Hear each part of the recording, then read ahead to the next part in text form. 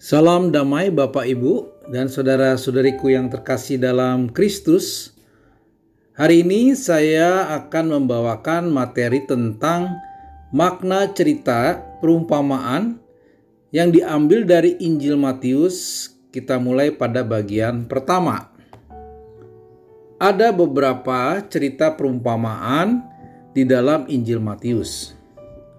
Yang pertama adalah perumpamaan tentang seorang penabur. Diambil dari Matius bab 13 ayat 1 sampai 23. Dalam perumpamaan ini Tuhan Yesus menggambarkan seorang penabur yang keluar untuk menabur benih. Benih-benih itu jatuh di berbagai tanah.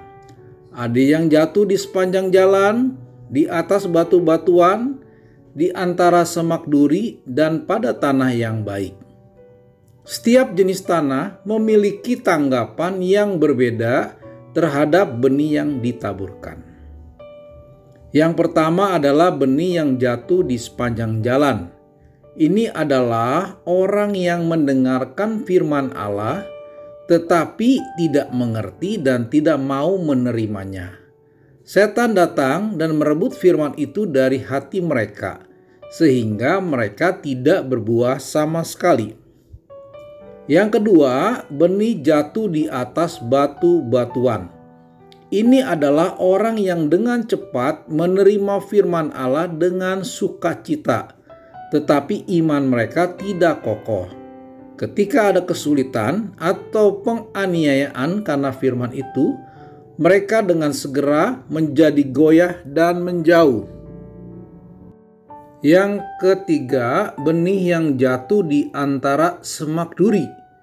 Ini adalah orang yang mendengarkan firman Allah, tetapi kehidupan mereka dipenuhi dengan kekhawatiran duniawi, godaan materi, dan perhatian akan kesenangan dunia. Firman itu tidak dapat berkembang dalam kehidupan mereka dan juga tidak berbuah. Yang keempat adalah benih yang jatuh pada tanah yang baik. Ini adalah orang yang mendengarkan firman Allah, memahaminya dan menerimanya dengan hati terbuka. Mereka hidup sesuai dengan ajaran Yesus dan menghasilkan buah rohani yang melimpah seperti kasih, sukacita, damai, kesabaran, kemurahan hati, kebaikan, kesetiaan, kelemah lembutan, dan penguasaan diri. Sebagai kesimpulannya, pesan dari perumpamaan ini adalah bahwa hati dan tanggapan kita terhadap firman Allah sangat penting. Firman itu harus diterima dengan iman yang kokoh atau kuat dan dibawa ke dalam kehidupan sehari-hari agar kita dapat menghasilkan buah yang berkenan bagi Allah. Penting juga untuk menjaga agar kehidupan kita tidak tertutupi oleh kekhawatiran dan godaan duniawi yang dapat menghalangi pertumbuhan iman dan buah rohani. Baik, kita lanjutkan dalam perumpamaan yang kedua, yaitu tentang lalang di antara gandum. Diambil dari Matius bab 13 ayat 24 sampai 30. Dalam perumpamaan ini, Yesus menggambarkan seorang petani yang menanam gandum di ladangnya. Namun, saat orang-orang tidur di malam hari, musuh datang dan menaburkan benih lalang di antara gandum. Lalang ini tumbuh bersama-sama dengan gandum.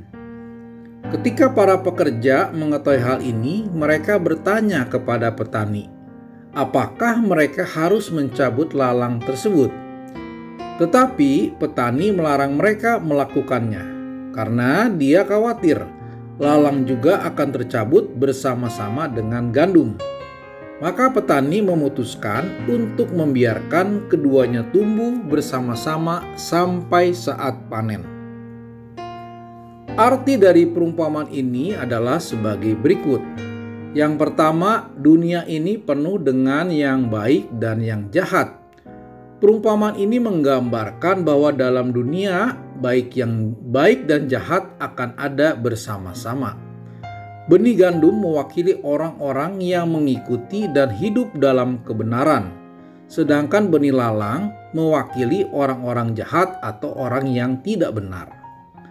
Yang kedua adalah penghakiman pada akhir zaman. Petani dalam perumpamaan ini melambangkan Tuhan, dan panen melambangkan akhir zaman atau penghakiman terakhir.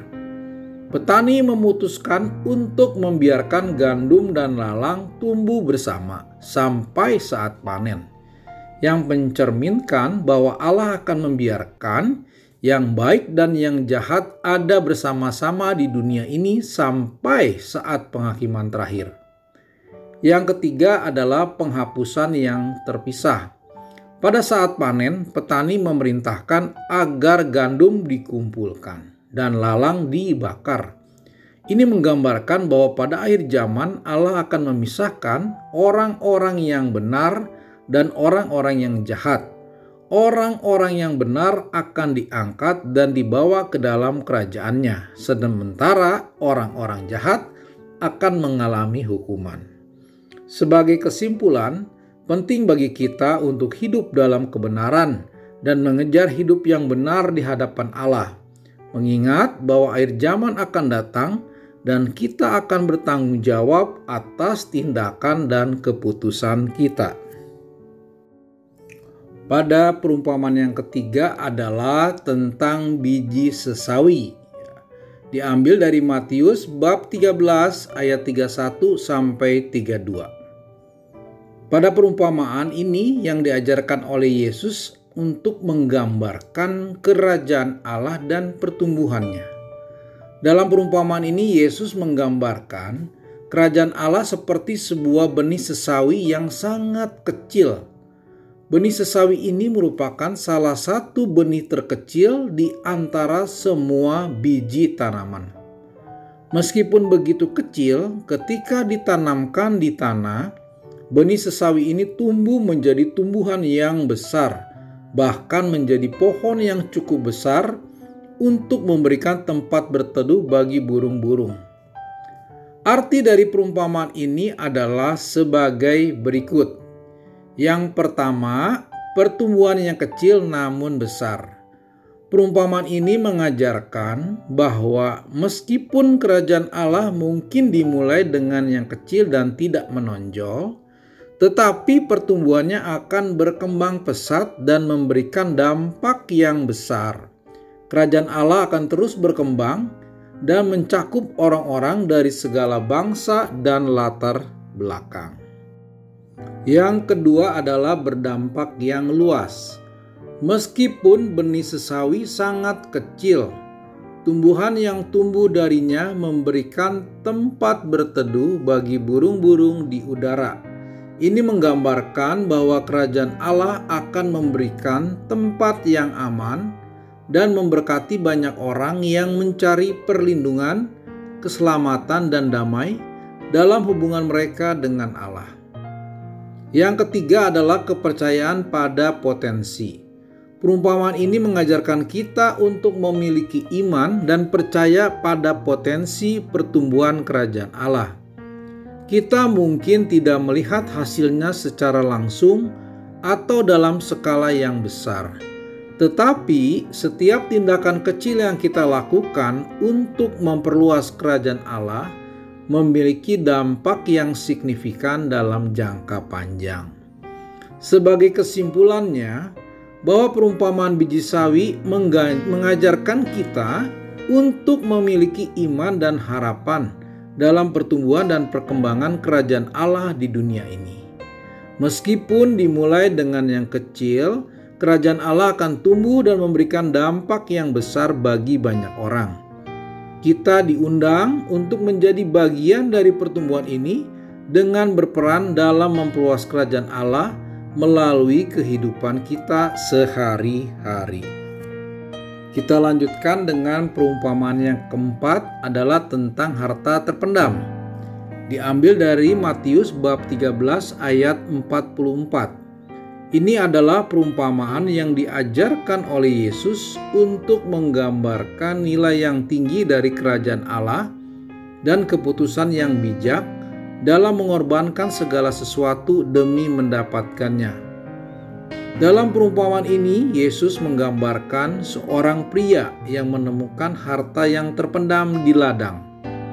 Pria itu sangat terkesan dengan nilai harta itu, sehingga ia pergi dan menjual segala sesuatu yang dimilikinya untuk membeli ladang tersebut dan memiliki harta itu.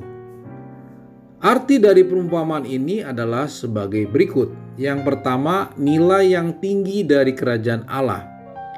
Di dalam perumpamaan ini mengajarkan bahwa kerajaan Allah memiliki nilai yang sangat tinggi dan berharga.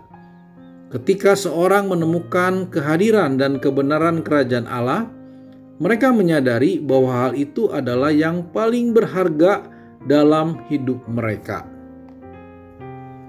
Yang kedua adalah pengorbanan yang bijaksana. Pria dalam perumpamaan ini rela menjual segala sesuatu yang dimilikinya untuk mendapatkan harta tersebut. Ini menunjukkan bahwa dia mengorbankan segala sesuatu yang dia miliki, mengesampingkan apapun yang mungkin menghalanginya untuk memperoleh harta yang berharga itu. Perumpamaan ini mengajarkan kita untuk memiliki kebijaksanaan dan kesiapan untuk melepaskan apapun yang menghambat hubungan kita dengan kerajaan Allah. Yang ketiga adalah keprihatinan dan keberanian. Pria itu memiliki keprihatinan dan keberanian yang besar untuk mendapatkan harta tersebut. Dia tidak ragu-ragu untuk melakukan perubahan besar dalam hidupnya dan melakukan apapun yang diperlukan untuk memiliki harta itu. Perumpamaan ini mengajarkan kepada kita pentingnya memiliki ketekunan, tekad, dan keteguhan hati dalam mencari dan mengikut kerajaan Allah. Sebagai kesimpulannya, bahwa perumpamaan harta yang tersembunyi mengajarkan kita untuk menghargai dan mengutamakan kerajaan Allah dalam hidup kita. Nilai dari kerajaan Allah jauh melebihi segala sesuatu yang kita miliki di dunia ini. Perumpamaan ini juga mengajarkan bahwa mendapatkan kerajaan Allah membutuhkan pengorbanan, keprihatinan, dan keberanian yang sungguh-sungguh. Kita semua diundang untuk menempatkan kerajaan Allah sebagai prioritas tertinggi dalam hidup kita dan siap mengorbankan segala sesuatu untuk hidup sesuai dengan nilai-nilainya. Saya ucapkan terima kasih atas perhatian Bapak, Ibu, dan saudara-saudariku yang terkasih dalam Kristus. Kita akan lanjutkan pada video berikutnya yang berisi perumpamaan Injil Matius bagian 2. Tuhan Yesus memberkati kita semua. Amin.